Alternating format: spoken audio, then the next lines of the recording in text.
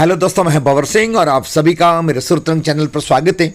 दोस्तों, ये जो आप देख रहे हैं प्रवेश द्वार, तो आज मैं आपको लेकर के आया हूँ सोनाड़ा सारंगवास भैरव जी के दर्शन करवाने। उसका इतिहास बताऊंगा और संक्षिप्त जानकारी दूंगा और आरती का लाइव दर्शन करवाऊंगा। आप तो आप जुड़े रहें। दोस्तों, बहुत ही मनोहारी दृश्य आप देख रहे हैं। दाईं तरफ नदी बह रही है, बाईं तरफ पहाड़ी है तीखी, उसी की गुफा में भैरव जी का स्थान है। बहुत ही ऐतिहासिक और पुराना स्थान है। दोस्तों, सोनाड़ा सारंगवास ये नया धाम कहा जाता है और सोनाड़ा के अंदर जो जूना धाम कहा जाता है। ये प्रवेश द्वार है जहाँ से अंदर ले जा करके मैं आपको दर्शन भी करवाऊंगा।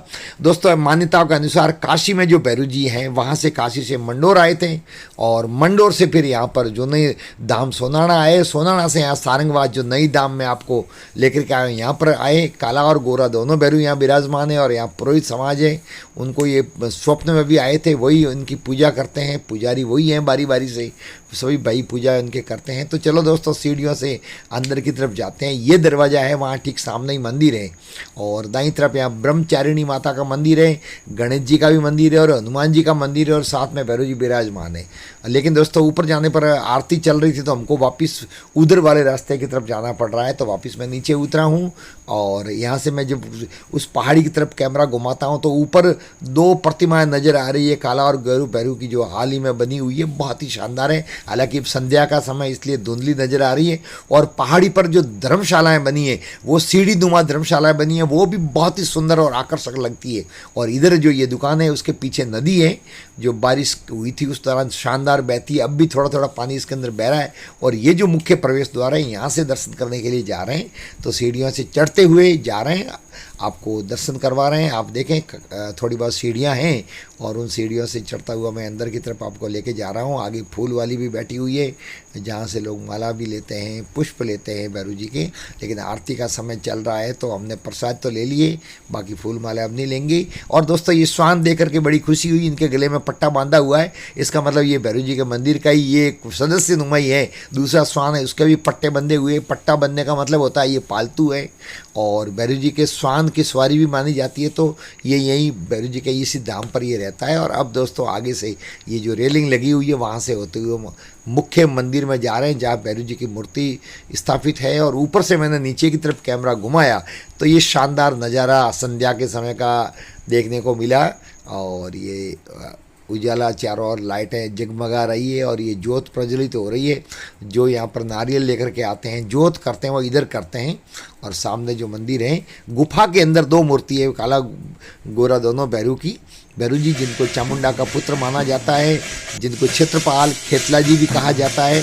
और ये जो धाम है दोस्तों, ये शांतिलाल जी जैन, जो तखतगढ़ वाले भोपा जी हुए, उन्होंने इसको बहुत विकसित किया। और आरती चल रही है तो मैं आपको ये लाइव दिखा रहा हूँ। ये आरती देखो किस प्रकार से बड़ी भावपूर्ण आरती चल रही है। ढोल बज रहा है, ढोल की थाप के साथ में ये आरती कर रहे हैं पुजारी जी। साथ ही साथ उनके शरीर के भाव भंगिमा है, वो भी बहुत ही देखने लायक होती है। ऐसा लग रहा है मनोहारी दृश्य, देखो जैसे हल्का सा थिरकते हुए पूजा कर रहे हैं। ये आप देखें कितना शानदार तरीके से आरती हो रही है भैरव जी की। और ये भाविक बैठे हैं, हम भी यहाँ पंक्ति में बैठे हैं।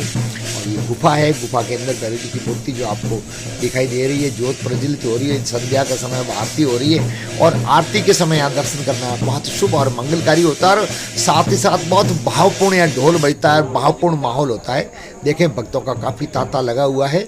और ये जो मैं आपको फोटो दिखा रहा हूँ, ये काला और गोरा भैरव जी दोनों की मूर्ति है। इनके सामने ये भी आरती चल रही थी। और ये भैरव जी का स्थान करीबन लगभग आज से करीबन 1000 साल पहले का माना जाता है, बहुत ही प्राचीन है। लेकिन विगत 50-60 वर्ष में यहाँ पर इतना विकास हुआ है। जो शांतिलाल जी भोपा जी थे, जैन भैरव जी के तखतगढ़ वाले, उनकी महती भूमिका रही है। उन्होंने यहाँ पर खूब विकास करवाया।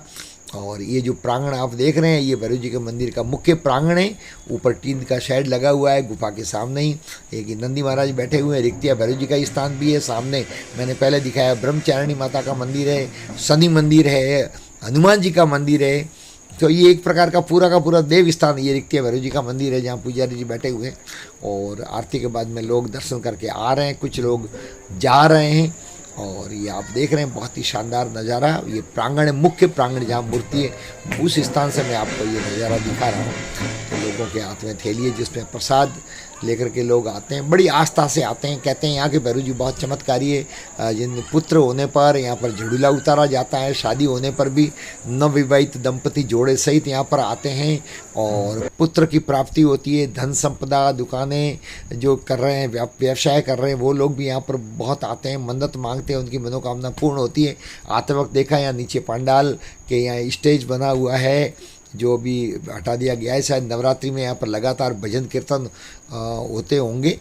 और ये ऊपर की तरफ रास्ता जाता है धर्मशाला की तरफ, और ये सीढ़ियाँ हैं जिससे चढ़ करके ऊपर धर्मशाला जो मैंने बताई, जो सीढ़ी नुमा बनी हुई है पहाड़ी पर, ये तीखी पहाड़ी जो दोस्तों ये नई धाम है, ये सारंगवास गांव है जो सोनाड़ा के पास में ही, ज़्यादा दूर नहीं है। और जो सोनाड़ा है वो जूनी धाम कही जाती है। और ये बैनर है, इससे जाहिर होता है कि नवरात्रि में यहाँ पर भव्य जागरण का कार्यक्रम 9 दिन तक लगातार चला और उसी का ही वो जो स्टेज बना हुआ था जो मैंने आपको दिखाया। और यहाँ नीचे की तरफ देखते हैं कैमरा घुमा करके तो बहुत ही लाइटों से जगमगा रहा है पूरा स्थान, बहुत ही मनोहारी दृश्य है। ऊपर की तरफ देखते हैं तो मुख्य मंदिर के अंदर जो लाइटें जल रही हैं और जगमग रोशनी से नहाया हुआ ये शानदार सोनाड़ा सारंगवास भैरू जी का स्थान। और हमारे साथ में अंबिका गरबा मंडल जुजानी के सभी साथी हम नाडोल आए हुए हैं। और ये है महाकाल ग्रुप के हमारे साथी जो हमारे साथ में, और भी हमारे साथ में गोपाल भाई और जालाराम और ये सभी छगन जी, और हम लोग यहाँ दर्शन करने आए हुए। और अब हमको नाडोल जाना है जो यहाँ से ज़्यादा दूर नहीं है, तो आप भी समय निकाल करके आए दोस्तों। ये जो है वो देसूरी पाली ज़िले के देसूरी तहसील में है, जो देसूरी से 10 किलोमीटर दूर है।